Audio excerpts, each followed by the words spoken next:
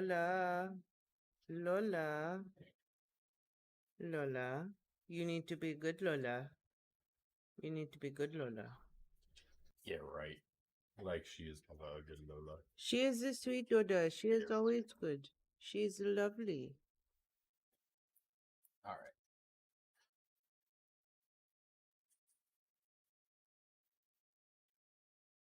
We are just wait. I will pet the Lola while we wait. Just call him. I just.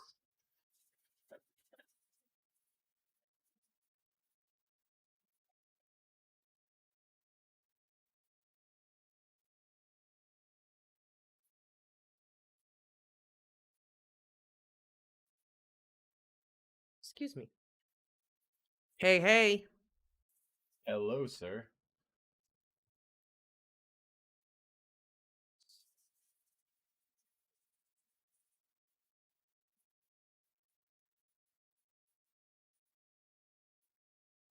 There we go. Hey, hey. Can you hear us now? No, we're still like. Oh, that's weird. Can Hey. you hear us?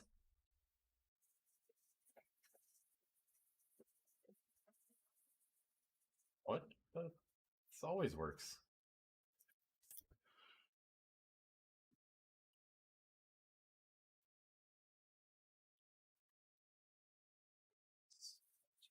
Okay.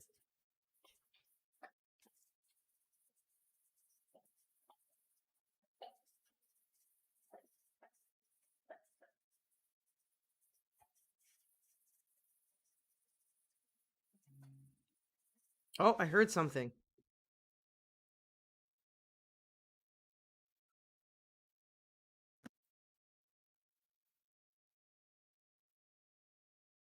All right. Can you hear us now?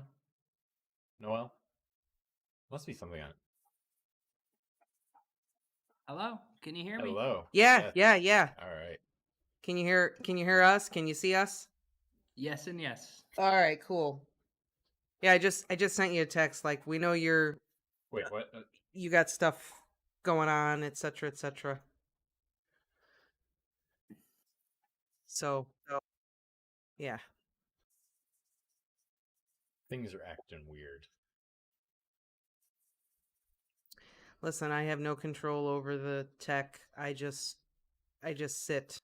I know. And when things just decide they want to do their own thing, it confuses me. Well, hello and welcome back to another book club thing. Yes, sir. For real. I literally finished by the skin of my teeth with the last story today. So, Nice. Yep. A lot to discuss, I'm sure. yeah, this was a wild bunch of stories that I really enjoyed quite a lot. Yeah. Hold on. We're having technical difficulties here. Oh, hi, Katie. Hey, Katie. We're having issues, but we're working on it. Here, can you join the server, and then we'll do the video call? For some reason, it's not working when I call you. What should I do? What should I press? Go to the recording server. So I'll just end this video chat, and I'll go in there, and we'll start it. Okay? Okay. Are we still on YouTube? Yeah. Okay. I don't know what's happening. But hello, Katie. We're working on it. We're having issues. We always have issues, apparently. I don't know how to fix it. Oh, wow. Look at that. Can everyone see that? Yeah. Oh, look at us. We're all over the place. Look at this. This is wild. Oh, look at we're distorted. Hi, Bob de Barnes. That was Bob de Barnes. Yeah, apparently it only works in Look. the Oh, there goes the Bob de Barnes. it only works in the server. I can't call him. It like resets the format videos. Oh, you're gonna start something. All right, let's try this again. Noel, where are you? So for anyone that's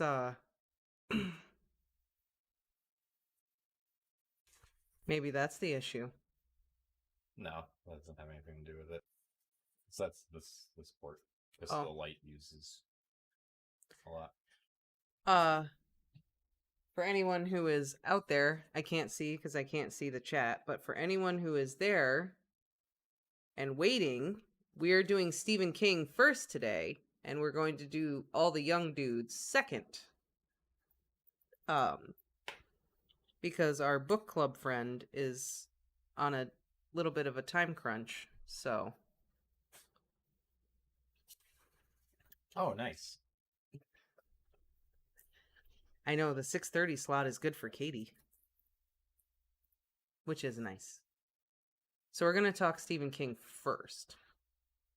We having issues. What do I click? Yeah, I kind of figured he wouldn't know where to go. He was in it last week.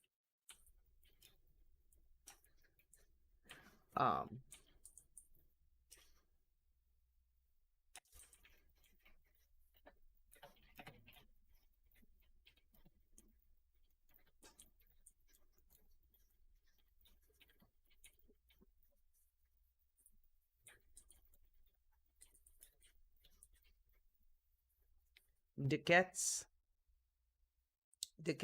are being very vocal right now. I don't know what that voice was. That was just a random thing I made up. I'm trying to keep us from having dead air. Oh, here we go.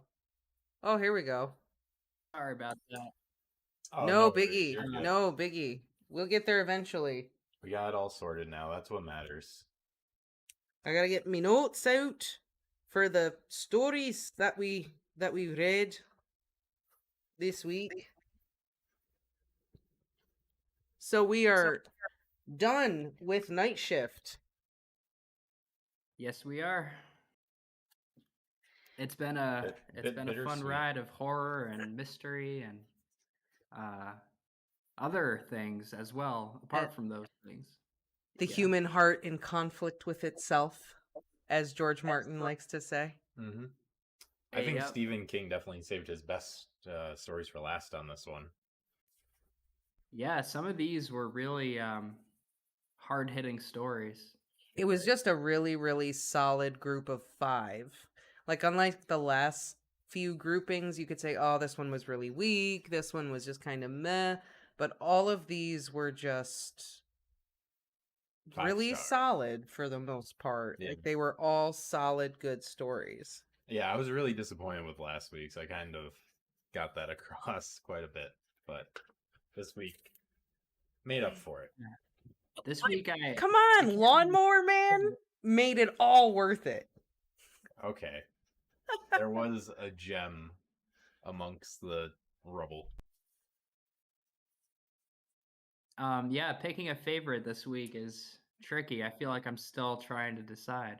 Not only that, but we have to pick our favorite out of the entire book. We have to pick our favorite out of the entire book, but I actually had a really easy time picking my favorite out of the 5. But we'll get there. All right. Why don't we get into it and just start discussing? Yeah, so first up in this group of 5 was Children of the Corn. Yes. Wow. Just wow. It was the perfect Stephen King story. It had murder, mystery, the supernatural, cult. The Stephen King really seems to like the idea of like an entire town gone bad. Yeah. And this was definitely at play here. Mm-hmm. When I first started this story, the thing that really got me about this story was I got really annoyed about halfway through the story because I really didn't like the main characters, both of them. Mm-hmm. But I don't think you're supposed to. You were relieved when they found them dead in the corn. You're like, oh, thank God. Best ending ever. I very much got the sense of like the toxic masculinity from the husband, and then this almost kind of self-entitled Southern Belle princess character from The Wife and the clash of that, and I was just thinking, like, you guys are awful. I can't stand you. Yeah. Can't stand you. And when I had finally listened to the whole story all the way through, um, I think Stephen King plays a very clever game with this story because you meet these two people. They're not very pleasant. They hate each other. The whole entire situation is so contrived that they're going to take this road trip and fix their relationship. And then they hit a kid and all the things start happening, and you're just kind of watching these characters trying to deal with the fact that they've murdered a child, and then it's just completely turned on its head by this supernatural porn thing that hides behind the rose wildness of the story. And it's just like, you think the story is this, but it's actually really this, and it's nuts. The best part about the story was when you find out that there really is something that walks behind the rose. Yeah, he can hear it breathing, I think it says, and he sees it's its silhouette. Yep, and doesn't he see its eyes too? It's like green with red eyes or something. Yeah, it is. All I could think of is, do you know when you were a kid and you were driving down like a country road and you like looked out and you pretended like the shadows from the trees or whatever you're passing was like a monster running across the road or something like that? That's kind of how I pictured it in my head, like this big shadowy figure coming out of the corn. Yeah, and I really liked the aspect of the story where a whole cult is formed based on this creature, and it's formed by kids. And it's kind of interesting because kids are not born with religion or religious ideas per se. They're those ideas are given to them. Yeah. Mostly. But in this case, we have a group of like religious ideals that have been created by kids, and that's kind of a cool thing. I think this story serves as a lesson, or I guess a lesson that religious fanaticism in any form is inherently dangerous. You definitely get the vibe from Stephen King that any kind of religious fanaticism is oppressive to certain groups. It can lead to incredible acts of violence, brainwashing, all that unpleasant stuff. I mean, I think he conveys that in a way, and how scary that is, because that's something you'll see in the world. Like, there's fanatics for everything, but I think what he really conveys here is like how scary that is. Now, how scary it is if they're right. Like, that's the scariest part, you know? These fanatics, they're right about this. Well, maybe the monster is a physical manifestation of religious fanaticism.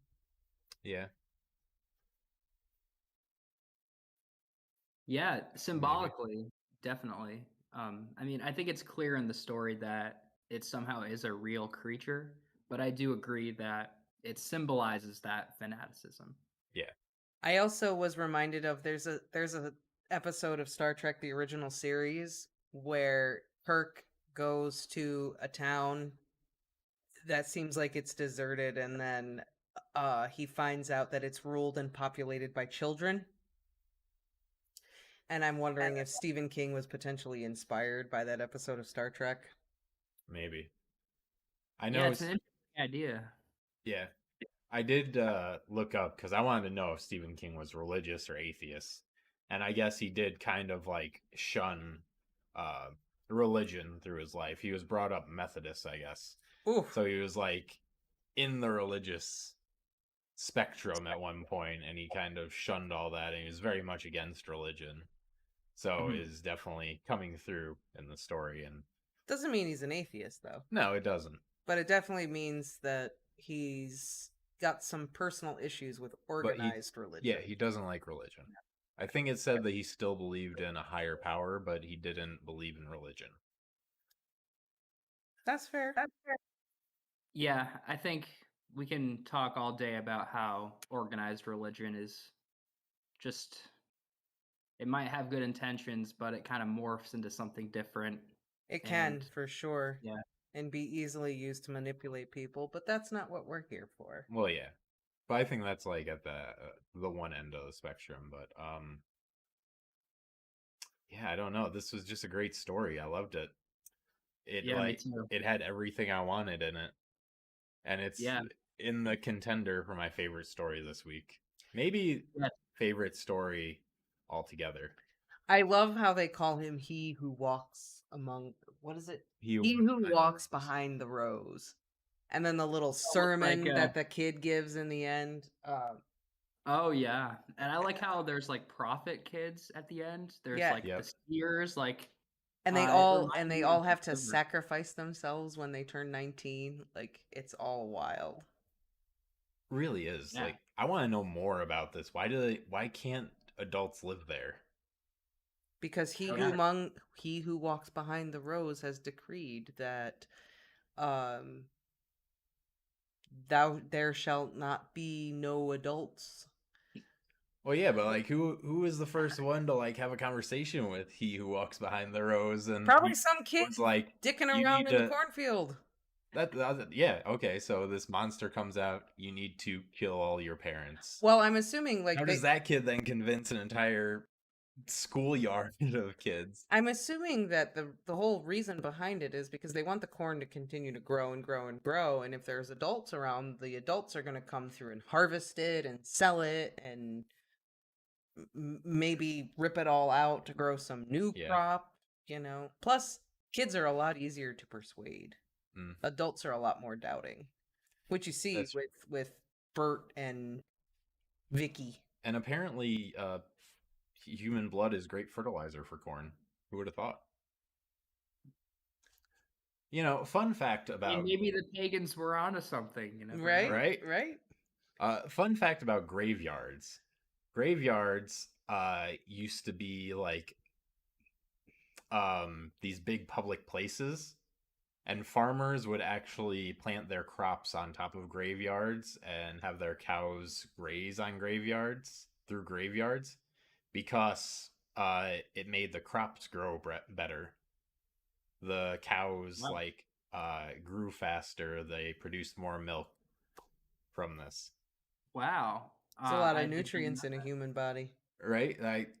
When I was reading this, one of those random facts in the back of my head just kind of popped up like, oh, okay, there's some truth behind this. Those kids are onto something. To quote Liette Kynes loosely, the human body is almost 75% water. Mm-hmm. With some nutrients in there to boot. A little bit. Why not? I just want to open the latest this year's Farmer's Almanac and get to the human sacrifice part. This seems like a 3 sacrifice year for you farmers out there. I think just for the sake of time, maybe we should move on to the next story. Oh, okay.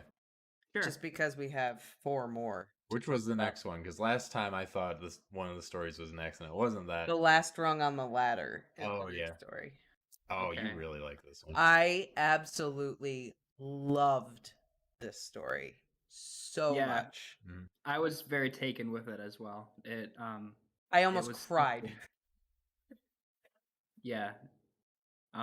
Agree. It just it definitely touched some kind of deep feelings in me, because who hasn't thought like that girl, like maybe that ladder should just have collapsed, Yeah.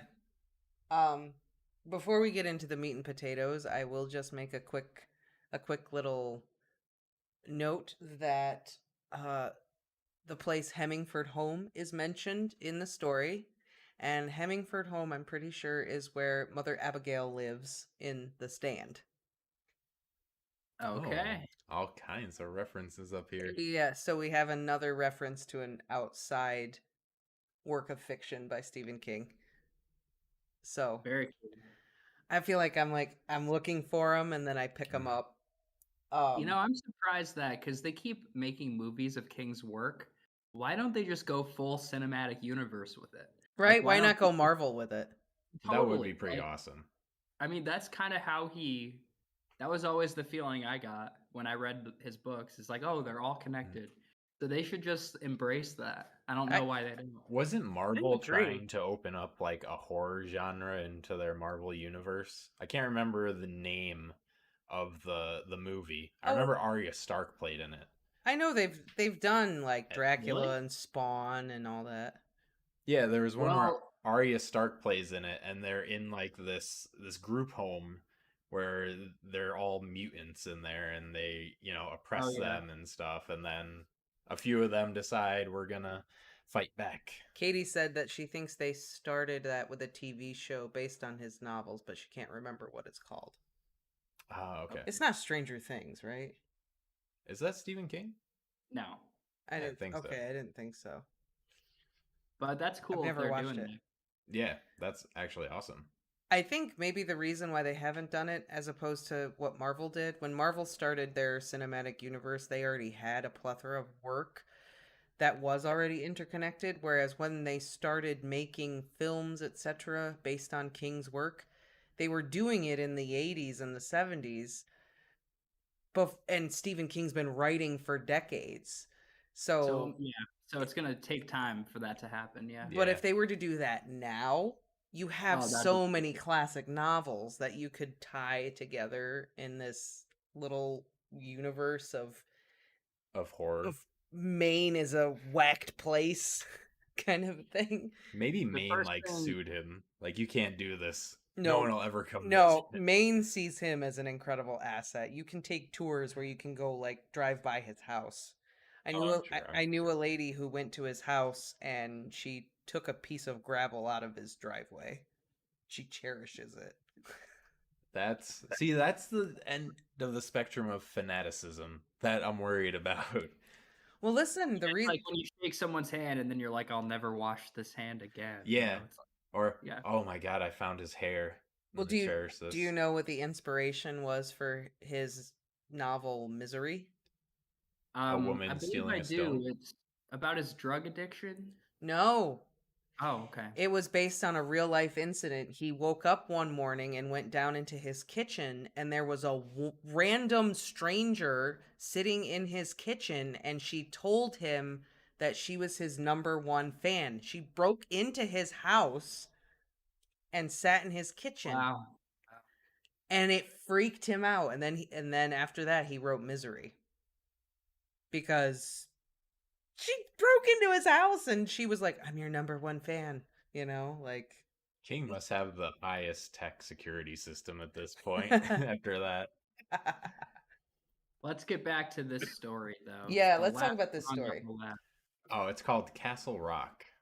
The show. Is the show. Oh, okay. I think I've heard of that. Yeah. Castle Rock. I'm pretty sure that's where Shawshank is. The prison. Oh. Pretty sure it's in Shawshank. So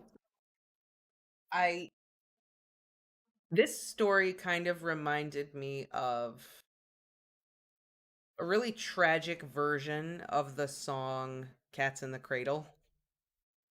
Mm-hmm.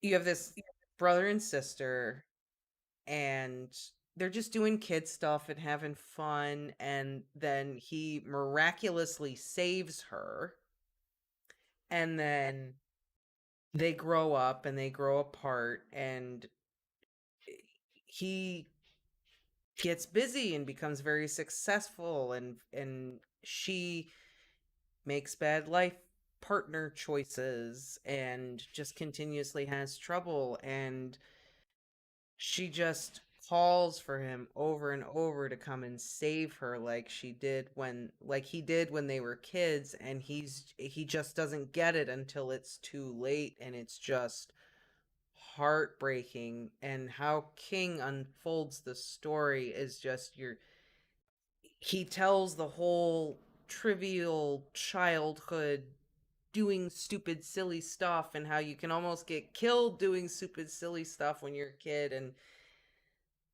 And then he gets the final letter, and she just says, I always thought the hay would be there, and she's kind of like saying to him, like, I need you and I've needed you. Where have you been? I um I Yeah. really needed you to be the hay that I could fall into. And he set that expectation up when they were young, and I think it just devastated her that the one person she could rely on was just too busy. Just Yep. couldn't bother himself to be there for her. And ah so awful. Like the realism of the story, the lack of like the supernatural and you just off-putting things makes me think that this is something King experienced in his life. Maybe he had a friend I that I, did this. There's I don't know. there's something real, like almost too real about this story, you know? I don't know, because some of his novels are very grounded in reality and are very much human drama stories. Like the Shawshank, Rita Hayworth in the Shawshank Redemption. Dolores Claiborne is another one where it's just a very real human story. The Body is another one, or Stand By Me is the I mean, movie, yep. where you just get into these really deep, kind of introspective stories about humans and human nature. And I think this story demonstrates that King can really do that alongside anyone. Well, yeah. I mean, no one doubted that. Just normally there's an air of the supernatural or a blanket of murder over top, you know? I don't know how else to put it. Someone always dies, but it's never Well, usually someone like did die. well, yeah, but it's more of This a was just lawnmower suicide. running over someone, Oh. someone dying against their will. I don't know. This story just reminds me very heavily of the novel Dolores Claiborne. It could be. If either of you have ever read it, I don't know No. if either of you have ever read it. Mm. Um, Yeah, I agree. I think this story was very real, and um it feels like it came from a real place, kind of like you said, Evan. Yeah. Um but I think a lot of people feel like that girl on top of the ladder. Like Hmm. everything, the ship is sinking, my life's not going like I planned, blah blah blah. And then someone is able to help you out, but they're not always going to be there to help you out, which is kind of this tragedy where if you don't learn how to take care of yourself, you're just it's not going to work out for you. I don't know, I feel like this story just gets at the real darkness of life in some ways. Oh yeah. yeah. Um, I think it. because people can't do it 100% on their own. They need help. They need support. And when you're in a place where you feel like you've literally got no one and nothing and no one there for you, it's very easy to understand why she jumped out of the top floor of the insurance building. And it's Definitely. incredibly sad that someone would feel so lost and hopeless that that's your only option. Right. I think there's a lot of themes running through this one. I think another one is that even people starting out in the same situation and can end up in very different places. Yeah. Mhm. Yep. Yeah, Yeah, I like they mean, were both there in the barn, but just two different paths happened after Yep. that. and you also get the glimpse of the guilt of the other party who wasn't there for that person and didn't realize the trauma and the difficulties that the other person was going through because they were so focused on their own career and making money and building their own life that they didn't see that the other person was really struggling until it was too late. And now the narrator is just crippled with guilt and accountability of, I should have known, I should have seen, I should have, and when it comes to something that devastating, I don't know how you get past that. You know? Yeah. I mean, I don't situations like that, like, well, you can't blame yourself, you didn't know, but your brain is always going to say, yeah, but I should have.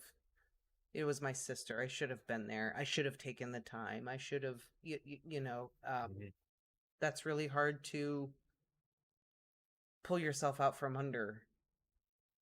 Yeah. And Yeah. you could tell that he, like, in the description of the event when they were kids, like, he really loved his sister very, very much. Oh yeah. Yeah, this was a tough story. It was a heavy story. That's for heavy. sure. Yeah, very heavy. Very And somber. maybe Yeah. we should move on to the next one. Because the next one was a little bit more lighthearted and more Stephen King-esque. This story actually reminded me of a song, but go The ahead, Man Noel. Who Likes Flowers. Is that what we're on now? Yeah. Yeah. This was I don't know how to describe this one. It was It's- funny and messed up and Yeah. just I love how he just skewered the whole idea of like love is the answer, like everyone should just fall in love, blah blah Yep. blah. It's This- like All the people talking about it's spring love, it's young love. This story reminded me of two very distinct things. Number one, the segment in Bambi when Flower and Bambi get Twitter-pated over girls. Because it's springtime and they're Twitter-pated with love and blah, blah, blah. It's just like kind of in your face, all about it. And then the other thing it reminded me of was Maxwell's Silver Hammer by the Beatles. oh my god, that's amazing because that song is so like just the music is so cheery and la la Right, la, right. And then it's like he's Killing people people. with a hammer. Like what? Right? Like what was her name? Yeah. Norma. Norma. Are you Norma? No. All right, you die. Like What? this story. This story was like the written version of Maxwell's Silver Hammer. It was going off in my head while I was reading the story, just like, wow, this is literally it.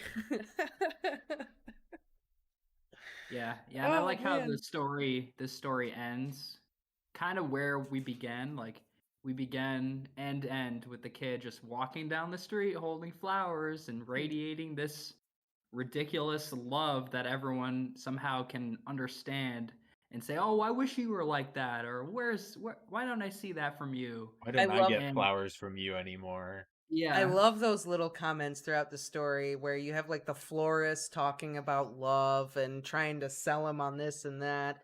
But then you have the other couples who are like, they're all pregnant, they're past that stage. You kind of get it's almost like Stephen King is showing you different expressions of romantic love. Like you have the family that's already established where romance is just like what? Then you have the florist selling this idealized version of love. And then you have the guy himself who is a literal manifestation of the dangers of obsessive love. Yeah. Yeah. And it just kind of goes through this, like, I'm listening to this story like, oh, this guy's in love and he's gonna buy flowers and this and that. Something fucked up is gonna happen. This is too happy for Stephen King. Something weird is about to go down. Stephen King needs to write a story like this, but just have him show up at the girl's door and ask him to marry him. They say yes, they live happily ever after. Just to throw everyone off. I'm like, Stephen King was thinking like the flowers are going to be monsters. The flowers are going to be aliens. He's going to be like a plant man. It's just like something weird is going to happen. Call the lawnmower man. We have a snack for him. He's a devil's snare in disguise. He's hiding in this guy's body like Nagini. That's cool. Yeah, this was just fun to read. It kind of felt a little tossed off. But it was still fun to read. Yeah. And again, I just love how he kind of made fun of just this over idealized love. Yeah. It was a little bit more lighthearted, and I think after the last chapter, you need a little bit of lightheartedness if you're gonna finish the story. This was definitely a lot of fluff. Yeah, It was fluffy, but it was Yeah. fun. yeah. It's a nice, quick story. The next Yeah. one, though, I really like the next one. I know you really like the I next did. one. I really like the next one. Yeah, this was a very solid one, and we get to return to Jerusalem's lot here. So that's this kinda this story was called One for the Road, and it kind of felt like a teaser trailer for the novel Salem's Lot. You know, when I was reading through this, all I could think was he should have ended on this because this would have been perfect. It just comes full circle back to Salem's Lot, you know. Couple of bookends. But I do like the last story a lot, and I think it's a perfect ending on that. Okay. But I really like this one, just coming back to Jerusalem's Lot, because it's almost like you're finding references, you know, from the earlier story, where it's like you know what's gonna happen. You're like, oh, is he gonna stumble across the worm? Is the worm gonna come up and eat the car with his family in it or something? No, vampires. I also think that it's very interesting that we get another story that pertains to another Stephen King novel, and it's about a couple of old fogies in a bar, and somebody comes in and interrupts their cozy afternoon in the middle of a blizzard, and some shit's happening, just like in Gray Matter. Yeah. Except in Gray Matter, we got a reference to it, and in this story, it's very much Salem's Lot, the novel. And I guess you could say, you know, children trying to kill adults could have referenced Children of the Corn a little bit too there. Yeah. As a parent, it was kind of hard to read that part because I was just picturing Mona Being a vampire. That's how they get you. like, yeah. Oh yeah, that one line about when she's like hovering above the snow or something. Yeah, she's Right? standing on top of the snow. Yeah, she's and not then- sinking in. Yep. And the line about how she'll be 7 years old forever, Yeah. type thing. Just crazy, you know. Just the whole idea, just broad scope here, but like the whole idea of vampires is really fascinating, and it's no wonder that King and all sorts of writers just go back to them all the time because they are really fascinating. Right, I it's mean- just classic. I mean, I wrote a book about vampires. I should go back to that. I should rewrite that. Vampires have been interpreted so many different ways. You can really write whatever you want. There's no real right way to write about vampires at this point. Although there are bad ways to write There are about definitely vampires. bad ways. Probably think- Oh, go ahead. Nope, you first. Go for it. Well, I was just gonna say probably the most underrated vampire movie that I've ever seen that more people should watch is called Daybreakers. Absolutely brilliant. Yeah. It depicts a world in which the vampire virus has just run amok over Earth to the point that the vampires have taken over all the news networks. So like instead of CNN, it's VNN, and it's all talking about like, oh, there's a human blood shortage, and what are we gonna do? And it makes some amazing comparisons to our current situation where it's like resources are kind of starting to wear thin. What are we Yeah. gonna do? Really good. Highly recommend. Brilliant. I think of the vampire novels that I've read, of the vampire movies that I've seen, so I was really heavy into vampires for a very long time, hence why I wrote a book about them that was supposed to be a trilogy but never happened. Maybe I gotta make that happen. King has actually been one of my favorites of as far as entries into the vampire genre. I really love how he writes vampires. I loved Salem's Lot. It's one of my favorite King novels. And I just love how he takes the classic idea of the vampire and makes it modern. His description of the wife being the most beautiful woman he's ever seen and is like hypnotic and alluring, and then when she finally bites the husband on the neck, it's like incredibly horrible and violent. It really evokes when Jonathan Harker walks in on the Three Wives of Dracula and he gets seduced, and then all of a sudden it was good until it wasn't. Yeah. And the little girl thing, it almost kind of makes me think that maybe Anne Rice was inspired with Interview with a Vampire, because I think this came out first, but I'm not 100% sure. The whole little kid thing really pulls on that instinct towards childhood innocence and this and that, and she's a monster, but she's a little girl, and it's just a clashing of these two ideals, and it's so wrong. Yeah. And one more thing I'll put in, that Tookie. Yep. I just kept thinking about Lord of the Rings the entire time that they said his name, and it just wouldn't go away. Because Gandalf says to Pippin all the time, "Fool of a Took! Fool of a Took!" And I was just like, is he a Took? Is he part Hobbit? It was terrible. I just kept thinking that throughout the whole story. Maybe that was a little Lord of the Rings reference in there. Maybe it was supposed to be. Maybe. You picked up on it. Maybe. You know, I I don't know. just want Tom Bombadil's entire backstory. That's all I want. I want to know everything about Tom Bombadil. Me too! And Goldberry! When did they meet? How did they meet? Yeah, like what is going on with that? Me too. The world may never know. I just learned all of... Maybe we'll find like some secret Tolkien vault with all these lost manuscripts in it someday. I just learned all about Morgoth the other day. Woo! Oh yeah. Is that from the Silmarillion? Silmarillion. Yeah, Which I have read to that. read. I want to read it too. That's an undertaking. We should continue on to the last story though. Yes, we should. The Woman in the Room. Yes. Was the final story in the entire series. Another heavy one. Another heavy one. And I would like to point out that this is definitely a reference to King's life. This story. Because I had to look it up. King's mother died in 1973 from cancer. And then this book was written in 76. Or maybe 78. I don't remember.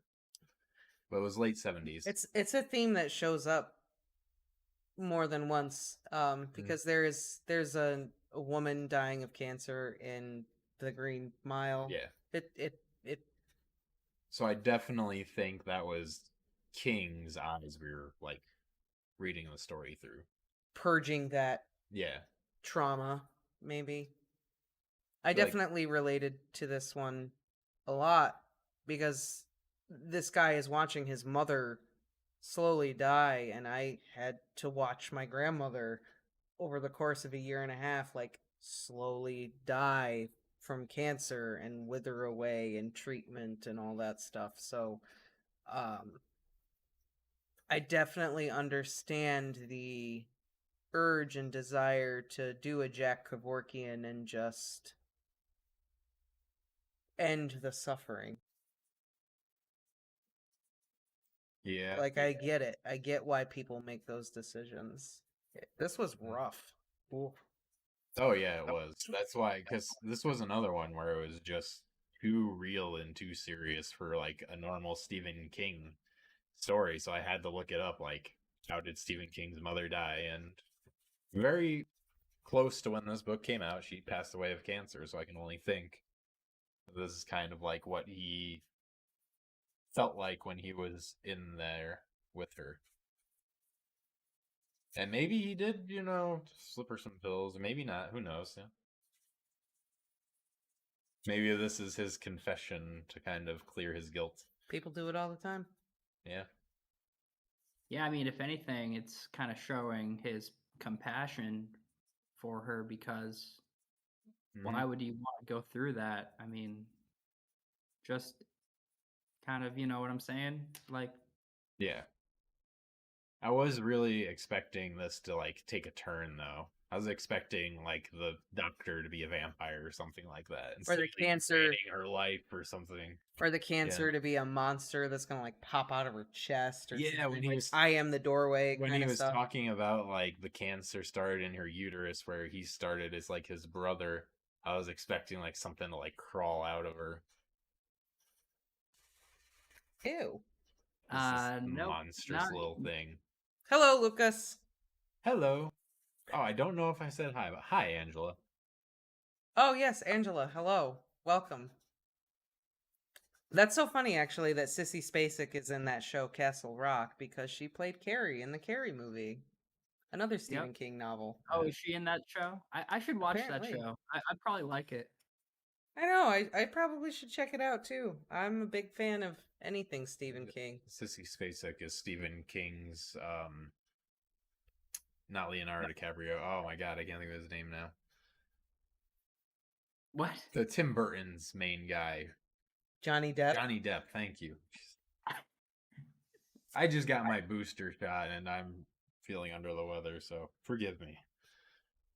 All good. Katie says we should watch it if we've read a lot of King.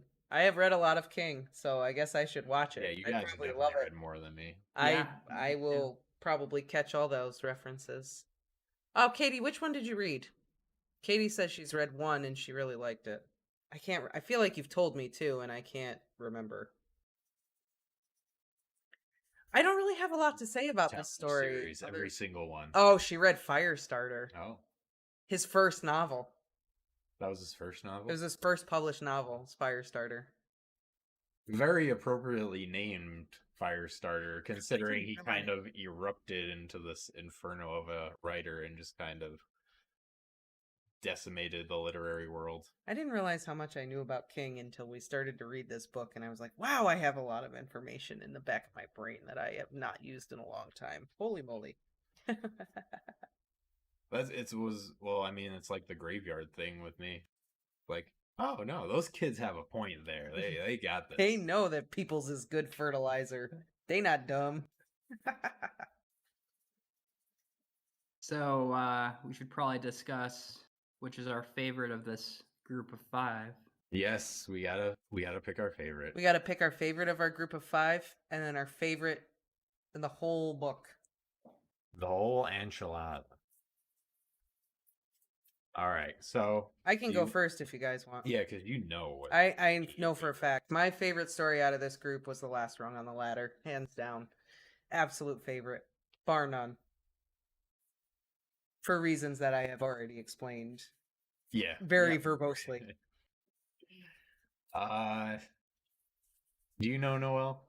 I'm like, So all right. I'm like, it's a tight race between Children of the Corn and The Last Rung on the Ladder. 'Cause both of them I just thought were great. See, for me, it's Children of the Corn or One for the Road. Those two got me. Evan's got a little toxic masculinity. He doesn't like feeling emotions. You know what? Feeling emotions. I'm gonna kidding. go with I'm Children kidding. of the Corn. That's my favorite of this 5. I'm gonna go with Children of the Corn too. It had everything. It had everything in it that you need in a Stephen King story. I was just kidding, by the way. Don't pet me, that's girly. Just kidding. There, is that better? Is that more manly for you? Yes, make a man out of me. No. You must be swift as a coursing river, with all the force of a great typhoon. All right, so I did write them down. Our favorites so far. So, yeah. Well, we just said our favorites now. So, for the first 5, I chose Jerusalem's Lot. You chose Graveyard Shift. You chose I Am the Doorway. For the second group, me and you both chose The Boogeyman, and you stuck with Trucks. And then last time, I think we all agreed that The Lawnmower Man was the best. Yep. Yeah. Now's the time we have to narrow it down to one. I know. I think I'm thinking the same thing as you. I already know. I already know what my favorite story in the whole book was. Lawnmower Man. For you? Yeah. Lawnmower Man was your favorite. And That was your favorite of the it whole was book? so great, yeah. All right. Noelle, do you know? I do. I've had a gut feeling about it ever since we read it, so it's got to be I Am the Doorway. Just super cool. Everything I like. Weird crap happening, which I love. And You definitely have to get that new cover then. The new yeah, book you were with saying the that I Am sounds the Doorway on awesome. it. Yeah. Oh, with the eyeballs on the hands. Yeah, that Yeah. sounds awesome. Finally. How about you? I was so steadfast on this is my favorite in the entire book. Nothing's going to change my mind.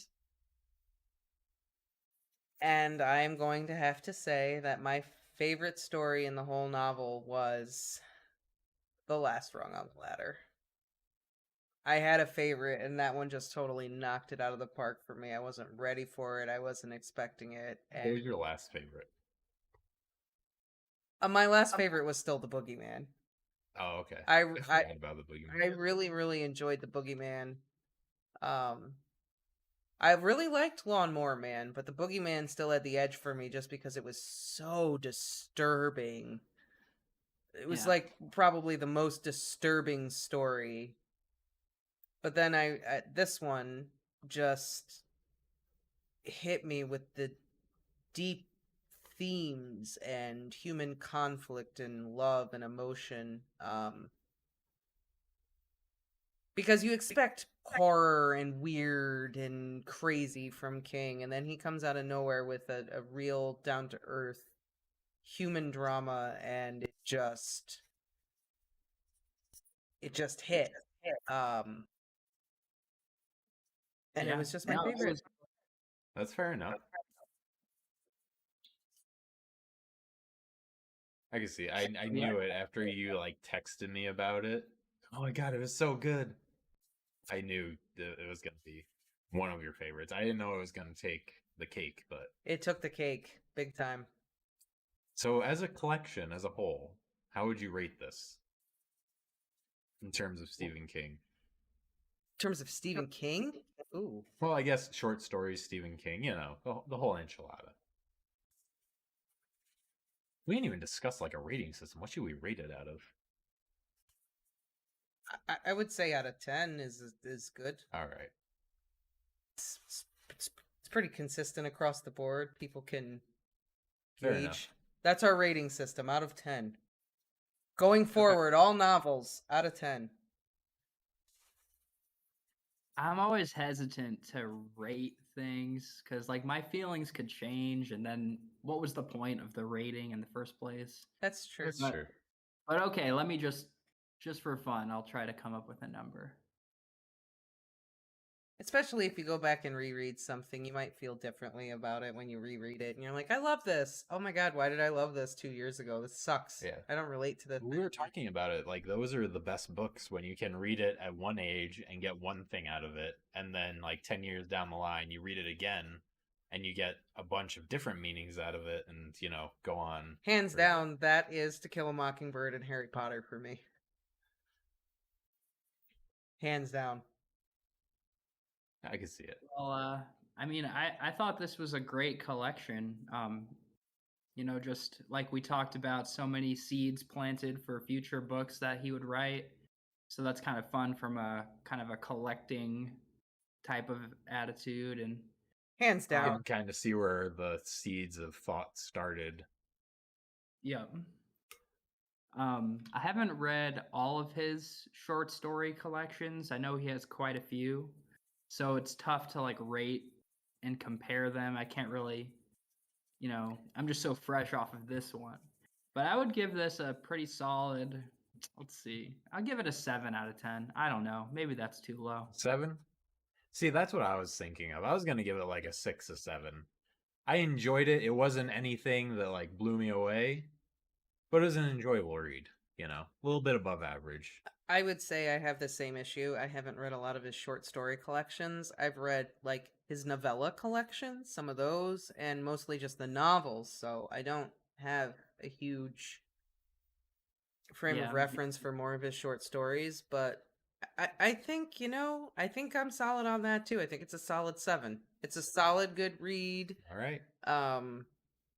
Nothing that's gonna like blow me away and be one of the greatest books I've ever read, but definitely fun and entertaining and thought provoking for some of those Yeah. stories. All right. So agreed 7. It's a solid 7. Thank you very, very much, Angela. That is awesome. Thank you, Angela. You are just too kind.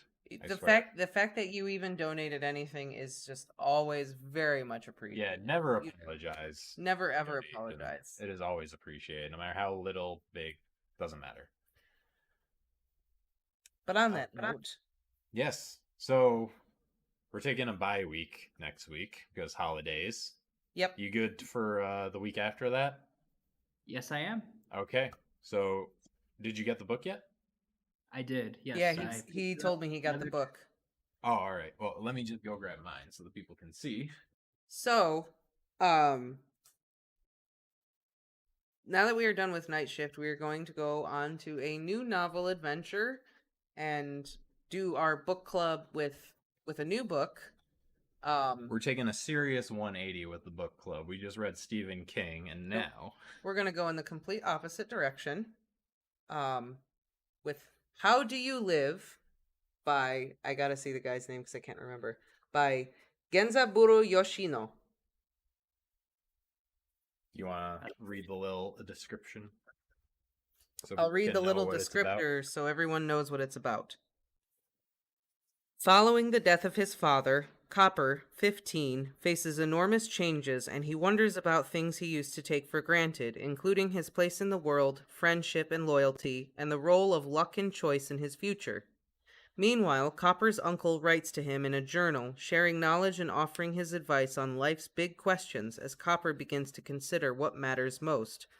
How Do You Live is a Japanese classic written for young readers and cherished by many for a lifetime. Academy Award-winning animator Hayao Miyazaki, Spirited Away, My Neighbor Totoro, Howl's Moving Castle, has called it his favorite childhood book and has announced plans to make it the basis of his expected final film. This first ever English edition includes a foreword by fantasy master Neil Gaiman. That's what really, really got me about this book is like Miyazaki came out of retirement to make to make a movie about this book. It's so good, and I'm really interested in diving into it. I'm really surprised I haven't so far. Yeah, I had so much trouble getting this book here. So many shipping issues. It's finally here. So we're very excited to start reading this, and if you are a fan of Miyazaki's work, Spirited Away or Howl's Moving Castle, any of that, this is probably going to be right up your alley. So I would encourage everyone to keep an eye out on the Instagram and keep an eye out on the YouTube channel, and we will announce the date and time of our next live stream where we will and we'll let you know which chapters we will have read, because we haven't decided on which chapters we're going to read for our next live stream. But keep an eye out on Instagram, keep an eye out on the channel, and we will let you know what chapters we will be discussing and the date and time of our next live stream. I almost feel like we could read through the whole thing since we're taking next week off, but that might be too ambitious. That's way too ambitious. I mean, it's one copy. I mean, I'm probably going to read through it in this next week. Do not do that, because then you're going to spoil shit for me and Noel. That's you true. Can't even remember the order of the stories for Stephen King. You're going to spoil shit. You're going to be like, hey, what'd you think when Copper said this? And we'll be like, I'm sorry, what? So don't do that. What do you mean he goes on a boat? Don't spoil things. The edition I have is also the one with the Neil Gaiman introduction. Oh, okay.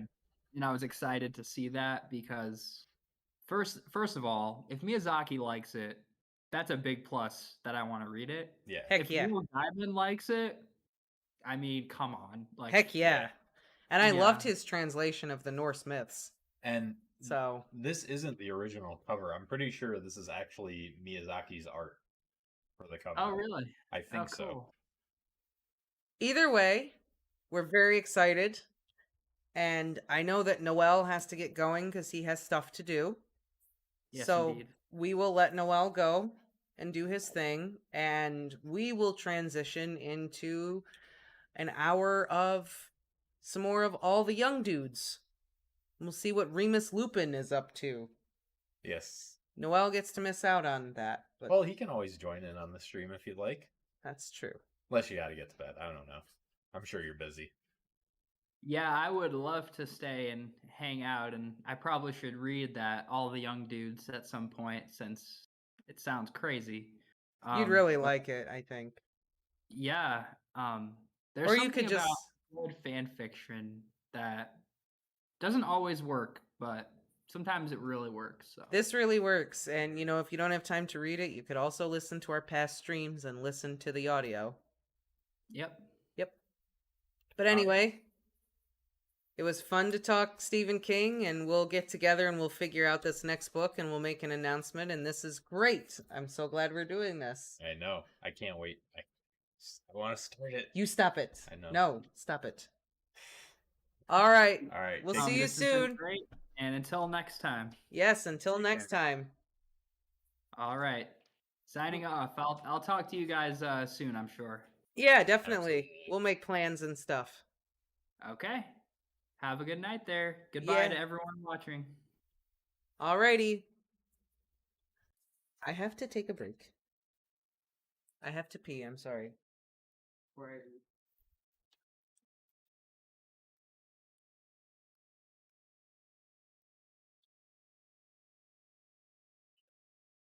All right. Just one little break.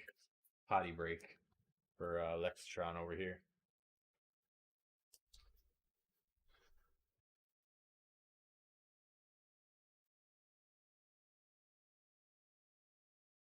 You should definitely get it, Katie.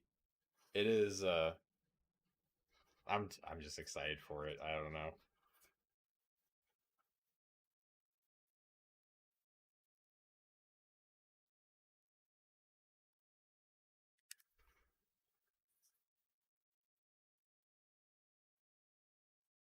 I love that like half the book is actually written in letters from his uncle to Copper. I don't know, it's just interesting. Like the whole style. It is a unique form.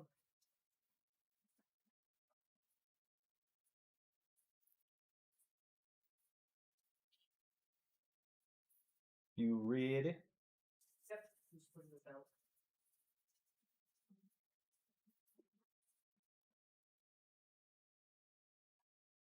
So tired tomorrow. Mm-hmm.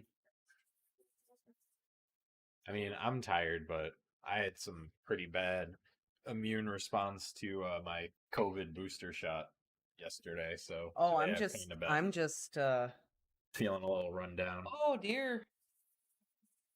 Oh dear. Doda. I don't know why Doda. Lola can't just lay down. All right, should we just hop right into all the young dudes? Yeah. All right. Are we ready? Do you need to do other things? Nope. I'm just getting it so we can like see everything. Okay. But yeah, you are set. Chapter 40, Summer, 1973. Saturday, 30th of June, 1973. Dear Remus, I've only been back at my parents' house for a half an hour, and I've been told I'm bringing shame to my family 5 times. 5. 3 of those times weren't even from living people. The portraits of our ancestors have decided to have a go. Going to start putting up my Gryffindor stuff now, I think. Hope you got home okay. Sirius O. Black. Dear Sirius, your owl arrived before I even got back. We had to get 2 tubes and a bus. It took ages. Sorry about the family stuff. Be careful. Wish we were all back at school. Remus. Friday the 13th, July 1973. Dear Mooney, come and visit soon. Me and Peter will die of boredom. Don't send Sirius any owls. His mother intercepted mine and returned them all with curses attached. Luckily Dad spotted it before we got into any trouble, but bloody hell. I might try contacting his cousin Andromeda to see how she gets post through. I think it's the Muggle way, but Godric knows how we're supposed to understand that. I haven't even opened my Muggle Studies book yet. Let me know if you can come and visit. Remember, Mum said any time. We can talk to your matron and Madame Pomfrey, the Minister of Magic if we have to. James. Dear James, I know how the post works, but I'd have to nick some stamps, and I don't know what Sirius's address is. I asked Pomfrey after the last moon. She said no. She said the wizarding world is too dangerous for me. I don't know if she means I'm the one that's dangerous. Sorry, mate. Mooney. Saturday, 5th of August, 1973. Dear Mooney. So, you will not believe what happened. Seriously. The ceremony was all ready to go. I was in my hideous green dress robes with black lace cuffs. Lace, Mooney. Just wrap your mind round that. You would have thought I looked a right prat. Regulus was there, my mother, father, half the family. Then in comes Narcissa, wearing something that looked like it belonged to my grandmother, and she doesn't look happy, so I thought, well, fair enough, I'm not exactly thrilled. But then she stands up in front of everyone and says, "We have to stop at once." So everyone stops, and my mother looks like she's about to start spitting curses, and my uncle is asking Narcissa, "What do you think you're playing at?" And Regulus is grinning at me, and Bellatrix is grinning too, only she looks a bit more mental than Reg. Then Narcissa whispers something to her parents, and my aunt nearly literally fainted. I shit you not. And everyone's muttering and whispering, and Mother can't take it anymore and demands to know what's going on. So Narcissa stands up and looks my mother in the eye and tells her she made an unbreakable vow to marry Lucius Malfoy as soon as she finishes her NEWTs. I can't remember if I told you what an unbreakable vow is, but basically she can't not marry Malfoy now, or else they both drop dead. I don't know if I should be a bit offended on that point, to be honest. I mean, what does it say about you when a girl would rather die than marry you, even if she is your cousin? Anyway, as you can imagine, the whole Black family is at war. No one is talking to each other because a few curses ended up being thrown between my dad and my uncle. I can't believe Narcissa. Seriously, I actually got close to liking her for a second before I remembered she's still a Black and a Slytherin, and she wants to marry Lucius Slimy Git Malfoy of all people. But it looks like I'm off the hook. There aren't any other cousins left for me to marry now. Everyone's furious, obviously, but for once no one's furious at me. I think I'll probably be coming back to Hogwarts in September. I heard Mum talk to I should call him Reg. Regulus. Probably be coming back to Hogwarts in September. I heard Mum talk about making Reg the heir instead. No skin off my nose. I couldn't care less about inheriting this foul house or their foul fortune. Rather they just leave me alone and keep ignoring me forever. Hope your holiday is going as well as mine, though I can't see how it can be because, honestly, what a bloody result, eh, Mooney? See you in a few weeks. Sirius O. Black. Monday, 6th of August, 1973. Dear Mooney, I bet Sirius has already told you the news, but just in case he hasn't, the betrothal is off! You were right. It came down to Narcissa in the end. Uncanny ability you have there, Remu, old pal. Don't fancy giving me odds on the Quidditch World Cup next year, do you? Having a really boring summer all by myself. Pete's lot are all off seeing their French relatives, so I don't even have someone to help me practice catches. Hope yours isn't too bad. I had a thought maybe you could ask Madame Pomfrey to bring you to Diagon Alley in August. Or maybe we could meet you and drop you back off after. Mum keeps asking after you, and she'd love to see you again. Get in touch if you can. Yours in eternal boredom, James. Poor James. So lonesome all by himself. Monday, 13th of August, 1973. Postcard depicting the Eiffel Tower in spring. Dear Remus, bonjour and all that from Paris. Hope your holidays are good. Wish you lot were here. Peter. Remus responded to each of these communications with vigour, much more so than he had the year before. The Marauders had seen enough of his handwriting to know how wonky it was, and he didn't think they'd mind a few spelling mistakes. He told James he was very sorry, but could not come to Diagon Alley. Madame Pomfrey said that wasn't safe either, and wouldn't tell him why, and he congratulated Sirius on his hard-won bachelorhood, but did not tell him that he, Remus, had anything to do with it. It would be too much like boasting, and he didn't want Sirius to feel like he owed him anything. Remus's own summer was perhaps just as boring as James and Sirius's, but filled with much more purpose than any summer before it. Madame Pomfrey was true to her word and arrived that evening, the evening before and the evening after. The evening before and the morning after each full moon. As such, he spent less time covered in bandages and had more time to read and plan for the year ahead.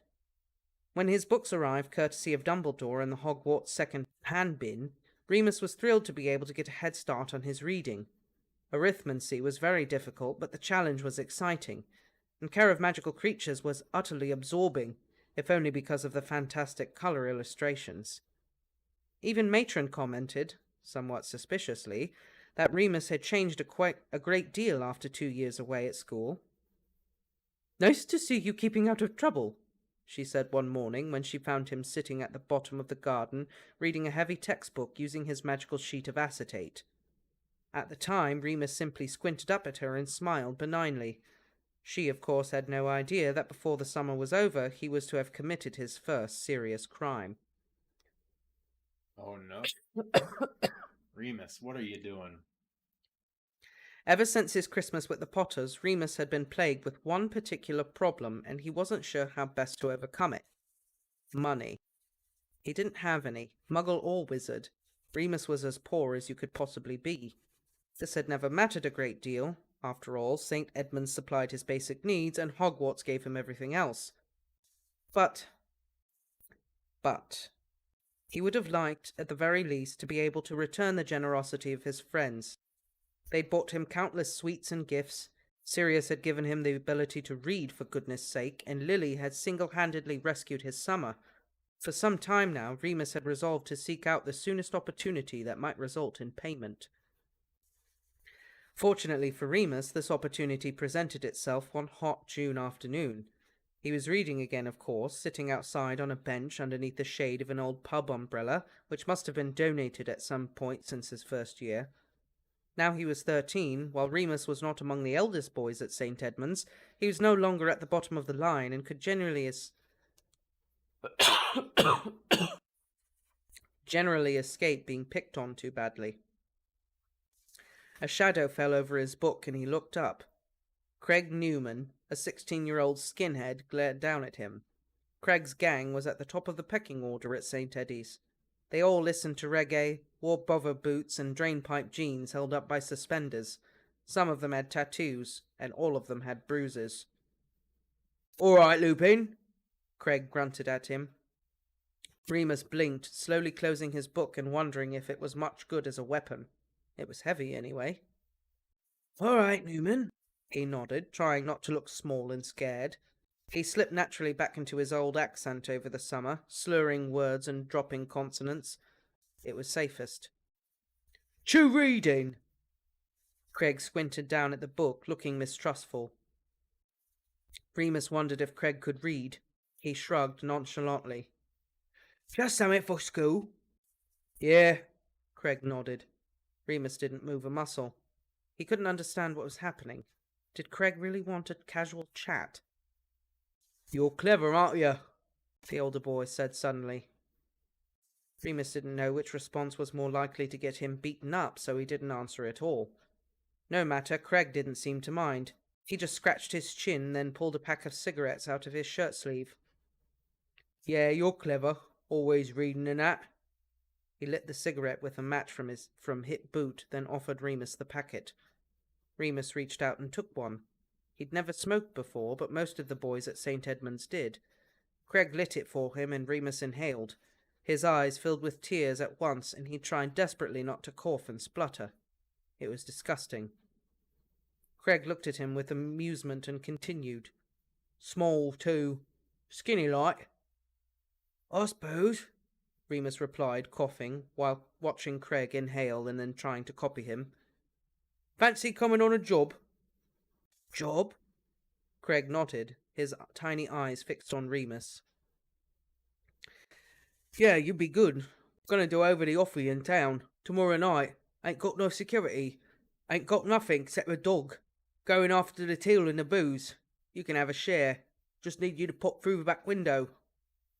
Right, Remus nodded, as if the prospect did not utterly terrify him. He sucked on the cigarette again, out of habit this time. He could sort of see the appeal once you got over the taste. He considered Craig's suggestion. On the one hand, it was bloody dangerous. Newman's gang weren't known for their finesse, and a few of them were already on probation. On the other hand, it didn't seem as though he had much choice. When Craig Newman wanted you to do something, you sort of just had to do it. Plus, he could definitely benefit. Muggle money was all but useless to him, of course, but there might be a way. Remus looked Craig Newman in his piggy little eyes. I just want facts. Craig smirked and nodded, and so Remus began his short career as a burglar. Remus. What are you doing? I mean, he'll probably be really good at it, especially once he learns how to apparate and can use magic outside of school. Surprised there aren't more, like, wizard robbers, to be honest. Would we know about them? No. Exactly. Just like the greatest thieves of all time are the ones you don't hear about. Exactly. They're probably all wizards. Yeah, probably. That's it. All those art thieves that were never caught. And I can't think of any, like, big heists that were never solved, to be honest. So, but I'm sure there is one. McGonagall the cat burglar. That's great. I love that. That's brilliant. Oh, man. The only thing I don't like about that is that I didn't think of it. That's awesome. McGonagall the cat burglar. I love it. That's great. Oh. I'm sure Peter Pettigrew did at one point.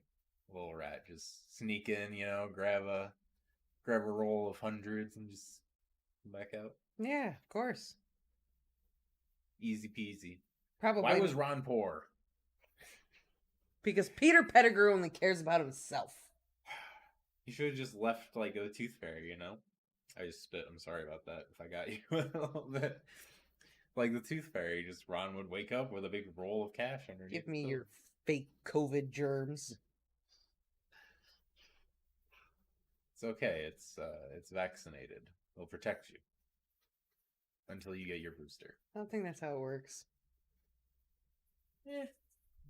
I'm pretty sure that's not how it works. Probably not. So what's the next chapter called?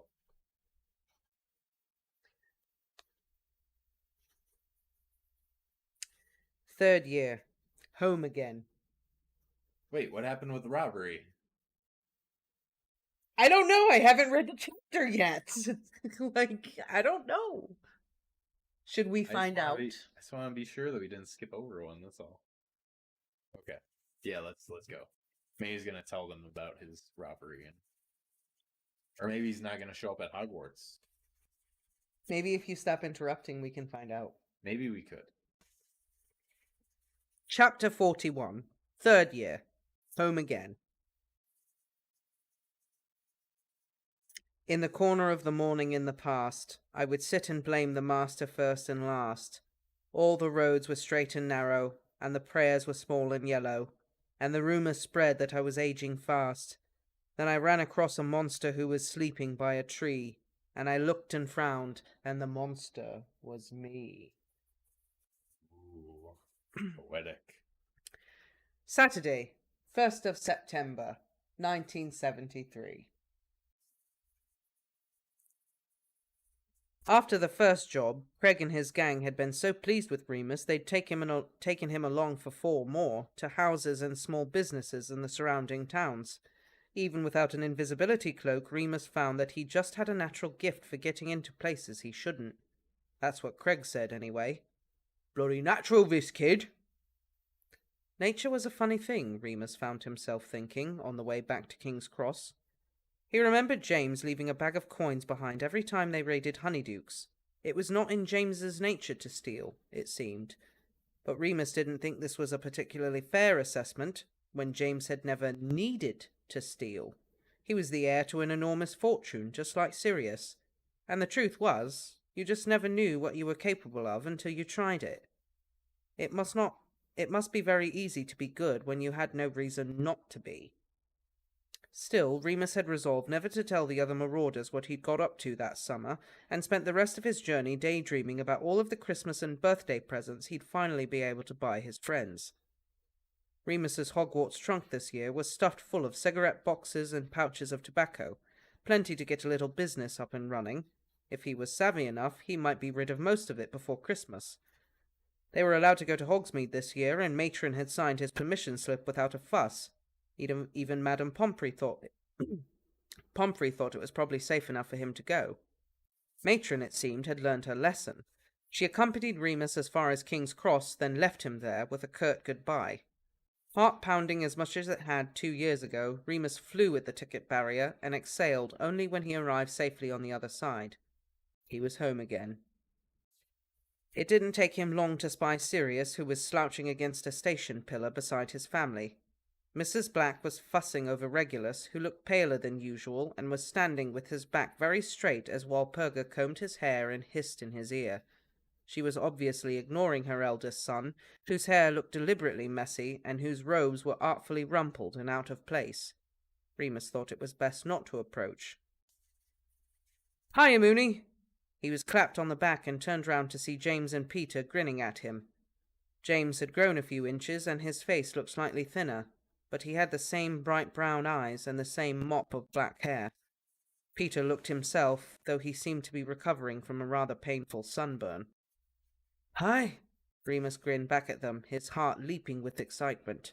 Everything just as it should be. The whistle blew and they climbed onto the train to find an empty compartment and wait for Sirius.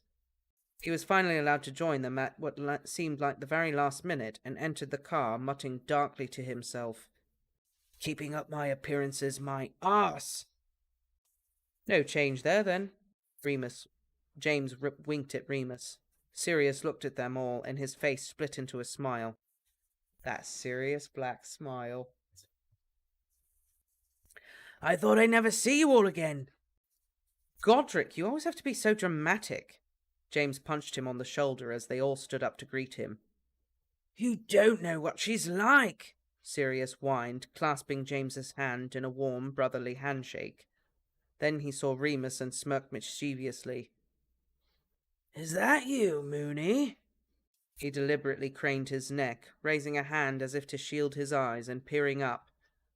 "Can you hear me up there?" "Ha ha," Remus replied, shifting uncomfortably. "I'm the same height as James." "Not any more you're not," James countered, standing closer to Remus so that he could see he was indeed half an inch taller than the dark-haired boy. "Yeah, how did I end up mates with 2 beanpoles anyway?" Sirius grinned, slapping Remus on the back playfully. "Lucky I've got you, eh, Petey boy?" "Hmm?" Peter looked up from his pastry, confused. Peter Pettigrew looked no taller than he had been when they were all 11, though he was considerably wider. Sirius appeared to be growing up gracefully and in perfect proportion, which was just typical. He was a little taller, but not lanky like James, slender, but not skinny like Remus. His jaw had broadened over the summer, too, the shadow of manhood raising in his features. "Right," James rubbed his hands together as they all sat down. "Now all that's out of the way, I say we move on to new business. Plans for the year?" "We have to finish the map," Remus said quickly. That had been playing on his mind for quite some time. It's not far off, and I bet we can figure out their homunculus charm if we really put the effort in. Definitely, James said. The map is basically our legacy, right? We'll work on it, I promise. That and the other thing, Sirius suddenly said very sharply. James and Peter exchanged glances, and Remus felt a knot tighten in his stomach. What other thing? He asked, frowning. James looked him in the eye, looking very serious. Just something we were talking about last year. We'll let you know if we decide to go through with it.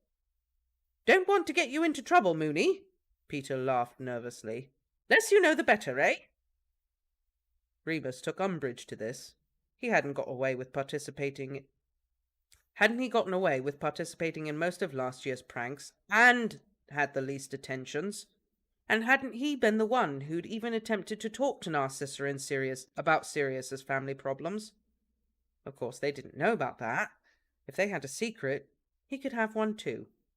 He looked out of the window testily, ignoring the rest of the conversation. Finally, Peter sighed heavily. Where's the trolley witch? I'm hungry. I just saw you finish a pastry, James replied, mildly annoyed, because he'd been midway through explaining his plan to bewitch all the Slytherin Quidditch team's brooms during their next practice. Yeah, but I fancy something sweet, Peter pouted, emptying out his pockets and only coming up with empty wrappers. Remus saw his chance and finally cheered up a bit. I've got you sorted, Pete. He dug into his suitcase and pulled out a handful of chocolate bars, dumping them on the empty seat beside him. The other three boys stared at the pile. What are these? Sirius picked up a Mars bar, looking suspicious. Muggle chocolate, Remus said. They're good. Go on, they won't bite. Peter had already unwrapped and bitten into a Milky Way and was grinning encouragingly at the others. Remus selected a packet of Maltesers for himself, sitting back with satisfaction, knowing that for once he'd brought the snacks on the train. Remus noticed that they were sitting further away from the teacher's table when they took their places for the feast. The first and second years now below them, the Marauders found themselves no longer among the youngest students, which gave them an unnecessary sense of pride and achievement. You're taking runes, aren't you, Remus? Lily asked, plunking herself down next to him. She'd cut her hair over the summer and had a soft fringe which made her look a bit like Jane Asher. Yeah, he nodded. Moony's abandoning us, Sirius wailed comically, pretending to fall into James's shoulder, sobbing inconsolably. There, James patted his friend's back solemnly. I hope you're happy, Remus, he scolded. All very well for you, moving on to bigger and better things, but think about us little people you're leaving behind. I'm not leaving anyone behind, Remus muttered, his ears turning red. Just didn't fancy divination. Ignore them, Lily said primly, casting a disapproving look at James and Sirius, who were now holding each other, still pretending to weep hysterically as though their hearts were irreparably broken. Lily tutted, seeing she had no effect, and turned back to Remus. You lot don't have to be attached at the hip all the time. Anyway, I'm doing runes too. Have you done the pre-reading? Remus nodded enthusiastically. Yeah, it looks really interesting. Ah, Sirius looked up slyly. Now I see. What? Remus asked nervously. Sirius had that wicked, unpredictable look in his eyes. I don't think it has anything to do with furthering your academic career. He scratched his chin wisely. I think our dearie Moony has been lured away from everyone's favourite DOS subject by the fairer sex. Shut up! Remus blushed harder, trying not to look at Lily. Sirius always knew the most embarrassing thing to say. Shut up, Black, Lily sighed. Honestly, you lot can't even be nice to each other. Just because no girls would come near you with a 5-foot barge pole. I'll have you know I was very recently engaged to be married, Sirius replied with a swish of his dark hair. James was snorting with laughter now, shoulders shaking. "What else are you taking, Remus?" Lily asked, pointedly ignoring the other marauders. "Care of magical creatures," Remus sighed. He'd already had enough jokes about that from James and Sirius. "Ooh!" Marlene turned round suddenly. "Me and Mary are taking that." "Aha!" Sirius said again, even louder, and James completely fell apart. Fortunately, the sorting began then, and the hall fell silent. The ceremony was extremely dull unless you were involved in it, Remus found, and he struggled to hold back a yawn, as the line of frightened first-years gradually grew shorter and the spaces at the top of the Gryffindor table filled up with new students. His attention wandered, and he gazed over at the Slytherin table, where Narcissa was sitting at the far end, regal as a queen and looking much more cheerful than he'd seen her last year.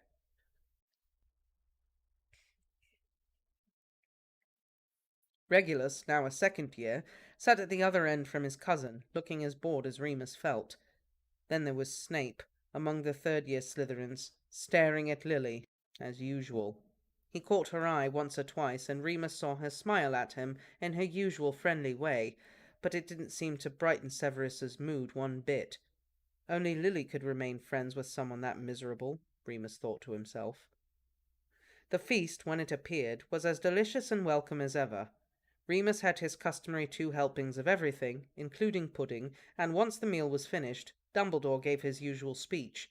For the past 2 years, Remus had switched off for this portion of the evening, too full of good food and too sleepy from the long day to pay much attention. But something about the serious tone of the headmaster's usually playful oration made him listen.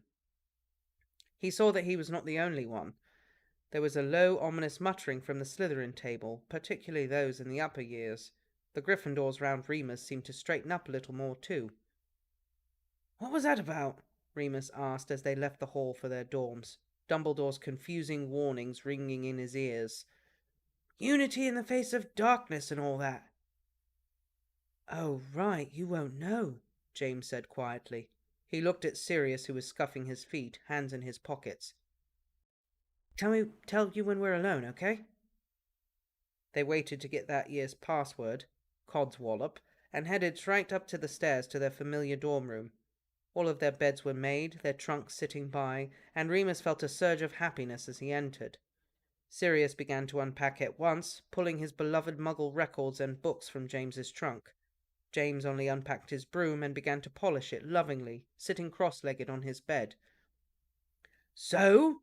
Remus asked impatiently. "The weird speech." "Oh, yeah."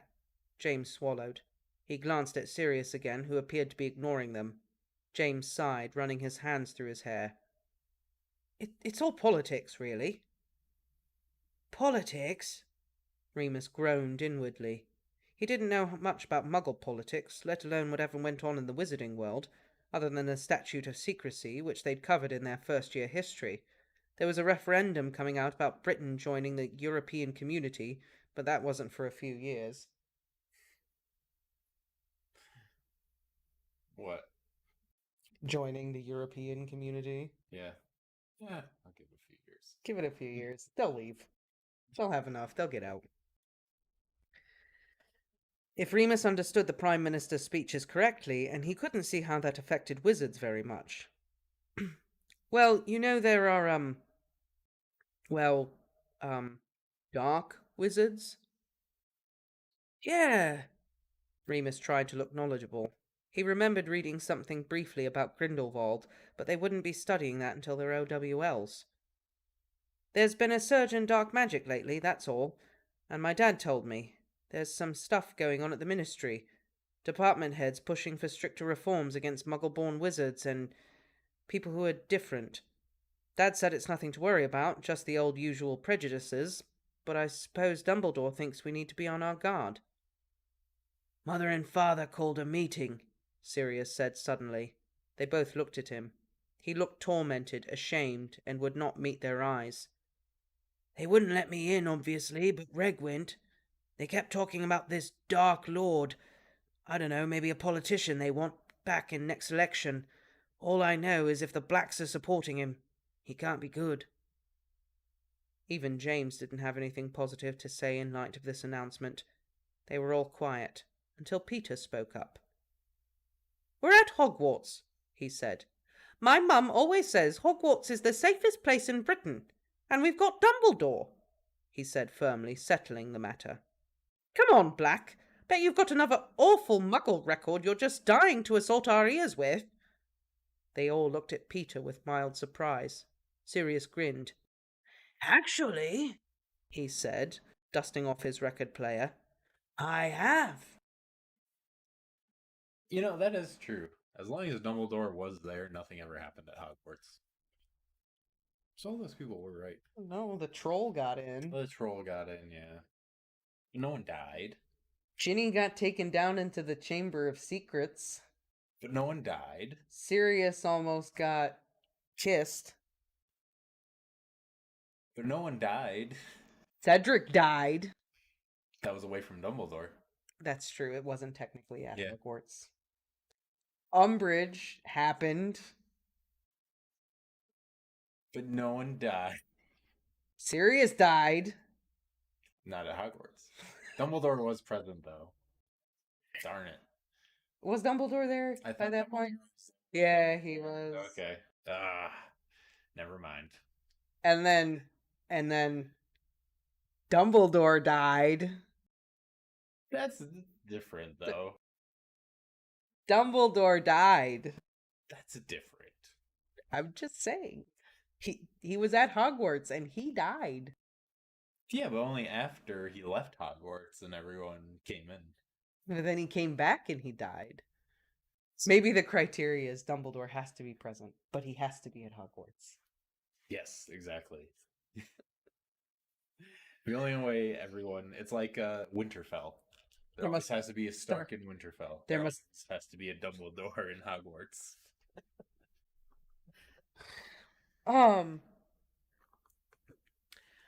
This was our first mention of good old T-Rids. I know. T-Rids on the scene. Didn't they mention him? No, I guess they No? didn't. No. Yeah. T-Rids on the scene. Little reference. Some dark wizard. The Dark Lord, whoever that Sirius's douchebag Black is. family likes him, though. That's something. Well, we know that. They're all about that pure blood life. Oh, yeah. And looks like Lupin and Lupin Miss Lily. sitting in a tree.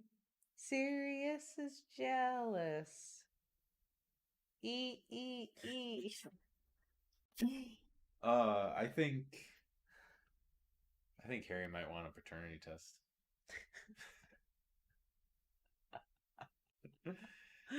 Oh man. Harry, that's not your godchild. That's your brother. That's your brother. Oh god. No. Oh yeah. Why do you think Harry's hair is so crazy? Because The wolf. You know? Well, James's hair is so crazy. It's true. Is Sirius jealous? I think Sirius is a little jealous. How does James feel about this? I think James and Sirius are jealous, but for different reasons. Fair enough. Sirius is like, "That's my Lupin." James is like, "That's my Lily." You guys stop it right now. And meanwhile, Wormtail is just like, "And that's my tart." Yep, he just wants to eat the food. I wonder if he's on his way to being the size of a killer whale. A baby killer whale. Baby killer whale. Will he be Dudley next year? Maybe. Snape is probably feeling the worst, though. Facts. Yeah. Snape is probably being eaten alive inside over that. Now all whole these situation. Marauders fiending over his lady. Mm-hmm. And he has to sit at the Slytherin table and can do nothing about it but watch. Yeah. That sucks. Yeah, he should have chosen to be in Gryffindor. The description of him staring at Lily. What a creeper. For real. Was a little on the creepy side. Yeah. It was a little... It's a little not. It's right up Snape's alley. You stop. But yeah, a little bit. Yeah, it was. It was. So what's the next chapter called? I don't know if I'm gonna have time to read it. Well, is it a heavy one? I don't know. It's like 10 after. I just don't know if I'm gonna get through it all the way. It's called Fantastic Beasts. Ooh, we're gonna get to go to Yeah, it's Care of Magical Creatures. pretty long. I don't know. Well, I guess it's up to you. I don't want to chance it on the off. I don't want to chance it on the off chance that I don't get to finish it in time. I mean, that's all right. We can just so Lupin is going to sell cigarettes at school. Yeah, that's not. But the Weasley twins were terrible. Well, I mean, cigarettes kill you a lot slower. I don't think the Weasley twins have ever killed anyone. No, but they came pretty close. You know, that is something, though. No kids at Hogwarts ever smoke. Or at least we don't get the description of them smoking. It's probably because Harry doesn't and his friends don't. You know, if he did, maybe he'd see the kids who do. Maybe. I don't know. I'm But just saying, like, I feel like the smoking thing is very much like a smoking in the bathroom thing is very much like a previous generation thing. this is the 70s. I don't know. Well, yeah, the kids did that crap. Kids smoked weed and Yeah. everything in the bathroom. That's what I'm saying. The song Smoking in the Boys' Room came out in like the 80s, right? Yeah. Yeah. Well, that's why I'm saying that's why I don't think we see it with Harry, but it makes sense, I think, in this story because of the 70s. I don't know. And Sirius will go nuts for it because it's Muggle stuff. That's true. I feel like Sirius is going to be all about it. Maybe. I don't know. Maybe not. It's a Muggle thing. Plus, I've It seen is. a lot of fan art where they're all smoking. From all the young dudes. Where they all Wizards are classy. They smoke pipes. That's cigarettes.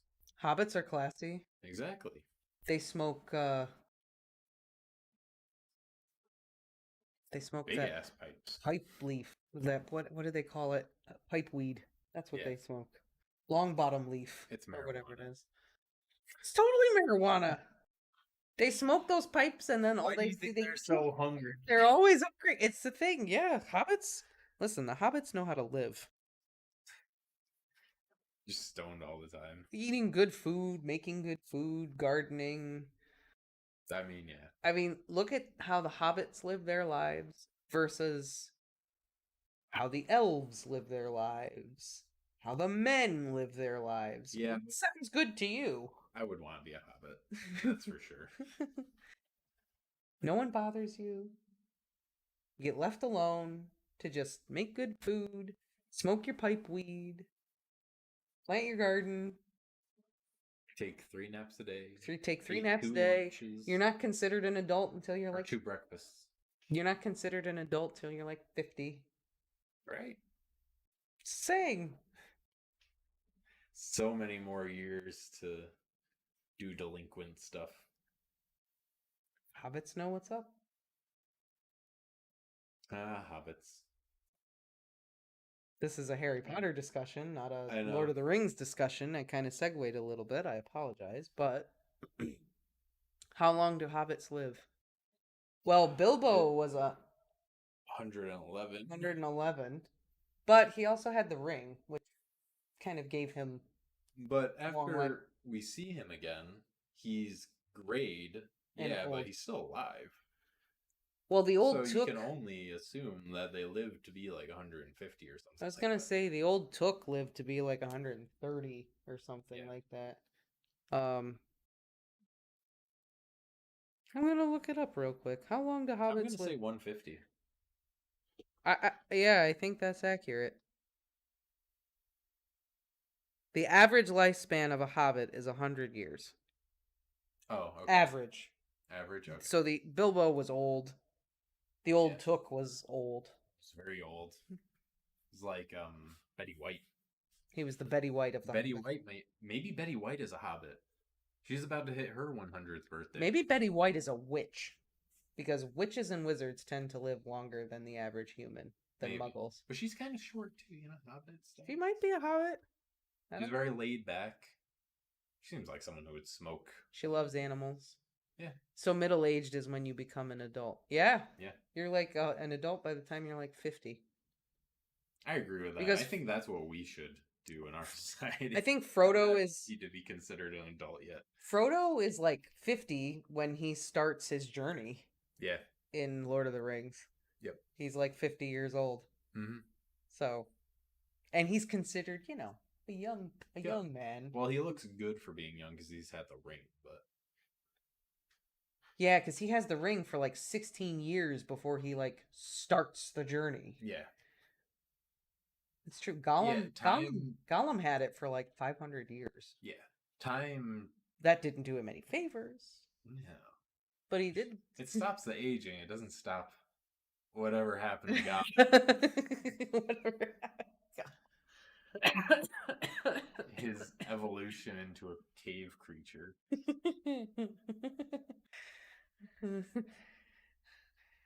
I love the Rankin and Bass version of him. He looks like a little hairy frog man guy. I don't know. You still need to listen to the audiobook by Andy Serkis. Yeah, I do. It is so good. I know I do. I will get He does there. all the voices so good, and it's just, I mean, come on, he's the voice of. He played Gollum. Yeah, I know. The voice of Gollum. So he's like the only one who does the voice of Gollum that I like choose to believe is his voice. I just keep. I don't know why, but I just thought of those Gollum memes where it's Gollum or it's Smeagol and then Gollum, and remember that whole thing in the Two Towers where he like talks to himself. Yeah. And it's just he says, "We has much laundry. We must put it away.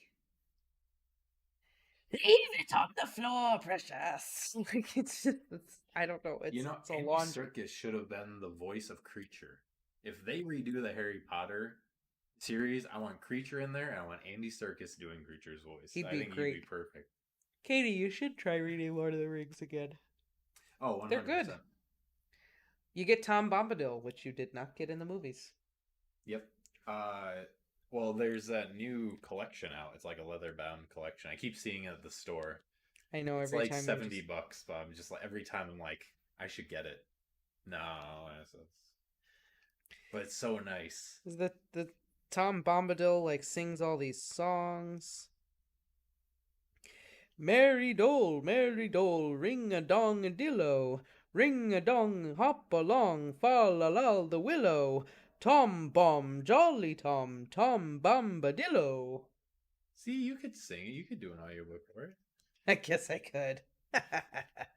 It does take them a long time to leave. I didn't leave the Shire, she says.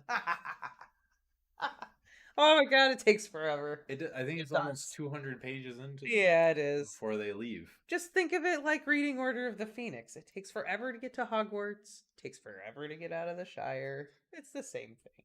I see why they kind of just blew past that in the movies. The Shire thing? Yeah. It's forever.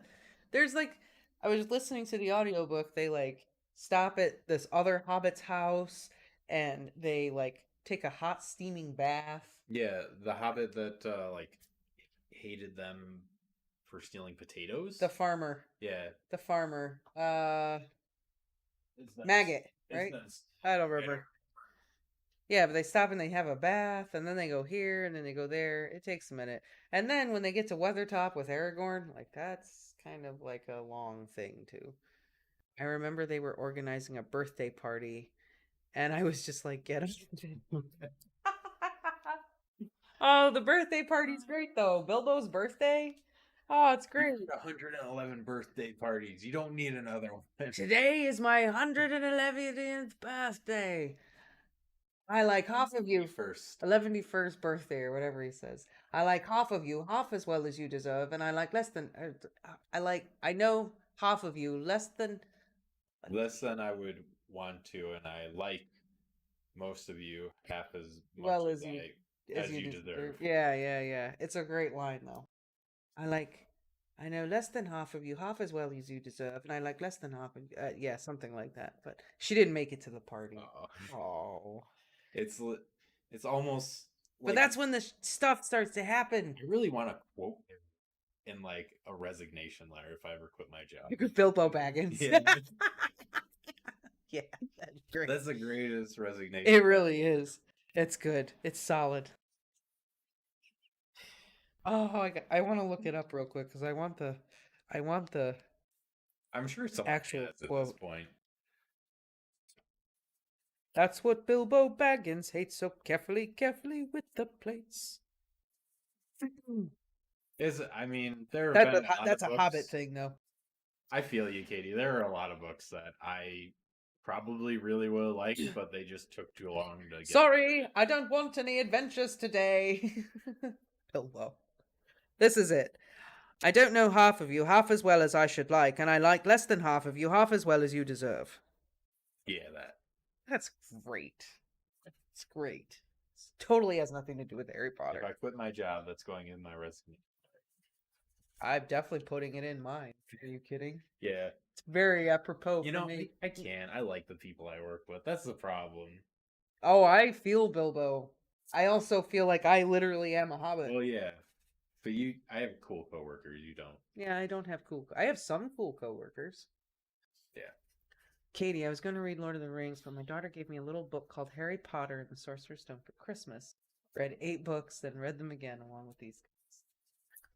See, I don't blame you. Harry Potter, how can you resist? Yeah. That doesn't take 200 pages to get started. No, it does not. No, it does not.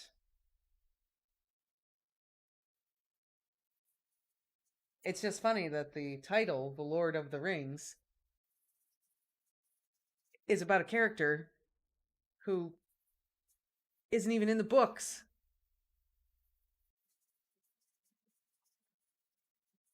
Yeah. He's not even in the novels. Yeah. And he's the title of the series. It's wild. Yeah, I don't know. Then you got Harry Maybe- Potter, who is literally the main character. Well, yeah. You get what you get.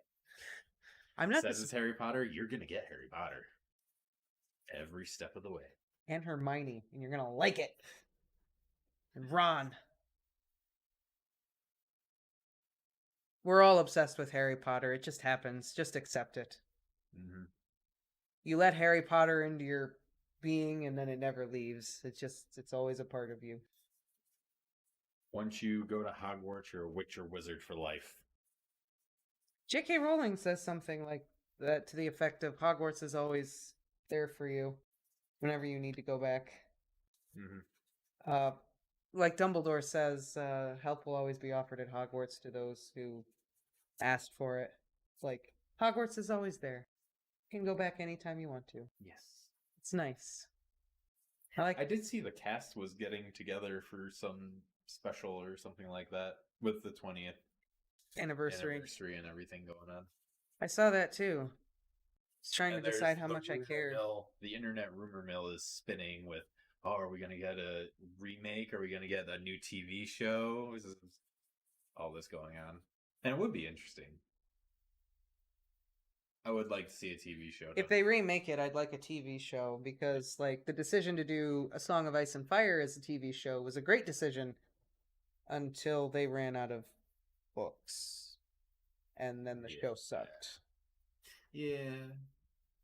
Could have just gone, Just watch the first 4 seasons. Just watch the first 4 seasons of Game of Thrones. It's all good. And then no.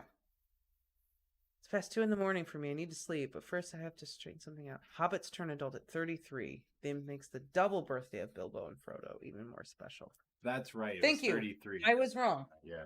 I was wrong. Remember that now. They do say 33. Thank you for the clarification. My Yes. bad. I do not pretend to be a Lord of the Rings expert at all. I am not. Yeah, I've read the books once. I've read the books once, and I've listened to some different things here, and I've listened to the audiobooks, but I am nowhere near an expert. Some friends of mine are going to the HP Studio tour, and they're all watching the first film in the Great Hall. That's cool. That's amazing. I'm so jealous that I don't even want to. I don't. I'm so jealous that I can't even give any emotion to it because it's just too overwhelming. Oh, what did I see? They're gonna be doing Cursed Child somewhere. Well, I saw the article that Chris Columbus said that if he could have the original cast back, he would direct That Cursed was Child. yeah. He would direct a film version of Cursed Child. But he Would can't. probably work really well. But he Considering can't. how it's. He can't have the original cast back. Look, we can. People have died.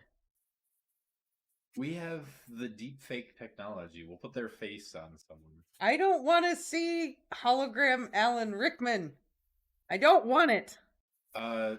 Peter Dinklage could be Hagrid. You laugh, but he would be a really good Hagrid. Great Hagrid. Are you kidding? He'd be an amazing Hagrid. After I saw him as the giant in Ragnarok, He'd be a great he'd Hagrid. be perfect. Yeah, Angela, I already read the script. I would still go see it on the stage.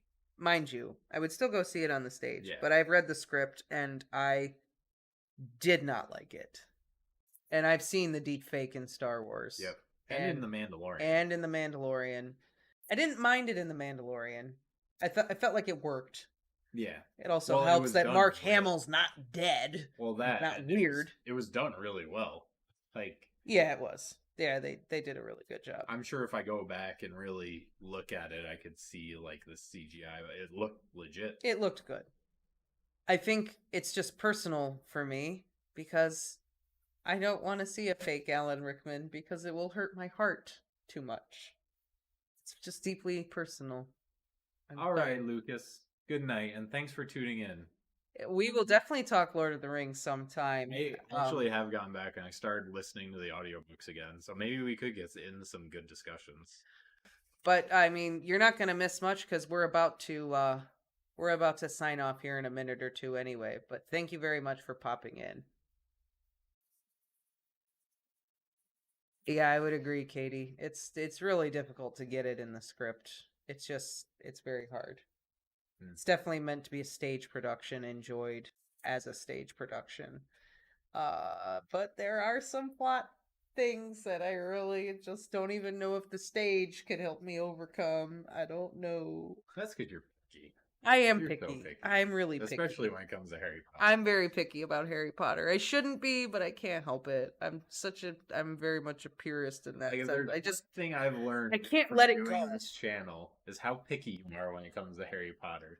Like, I knew you were a picky person, but like when it comes to Harry Potter, no, that's not right. And you get angry. You get so angry. I do. I can't help it. I'm sorry. I love it so much. Exactly. You just gotta enjoy it as a standalone. Don't I don't know if I can. I don't know if I'm capable. just think of it as a new work from JK, like the Christmas Pig. Like it. We should get that too. We should get the Christmas Pig. Yeah. That does look like a cute story. It looks cute. Yeah. I'd be interested in reading. Don't think about the original series when you won't be able to not think about it. I don't know if I can shut. It's like the one thing that I just can't shut off when I'm watching something. It's like there's nothing else. I can like tune out other stuff, but Harry Potter is just one of those things. It's a fan fiction. Yeah, maybe I have to look at it like a fan fiction. See, you're Have like me to. when it comes to science-y stuff in sci-fi movies. Yeah, you can't handle it. You can't handle it. You're just like, that would not work. I don't like it. It wouldn't work. It's But not the thing physically is, possible. I still enjoy the movies, but I gotta get that out. Just gotta be like, well, actually, no. Yes, but tell me, how am I supposed to enjoy the sixth movie? Just go into it in like you're going into the first Harry Potter movie. But the first Harry Potter movie, You know what? was That's a bad. good. That's a bad. That's a bad idea. Walk into Katie it. says she does the same thing with sci-fi movies too. Yes. It's movie science. that's why I love shows like The Expanse when they can make the real science work and be interesting. That's what That's also why I love Andy Weir. Like he writes sci-fi, and it's plausible. seems like totally out there, but It's if all you plausible. do the science, it's plausible. Well, that's what I loved about Star Trek, the original series, because at that time, what was known to science at that time, that stuff was plausible. Yeah. Obviously, 40, 50 years later, things have changed. But at the time, they really tried to adhere to what science then said. Yeah. But yeah, I don't know how I'm supposed to enjoy the Half-Blood Prince film. We watched it. You enjoyed it. Did I, though? Thought so. Did I? I never watched that one for a reason. I'm just saying.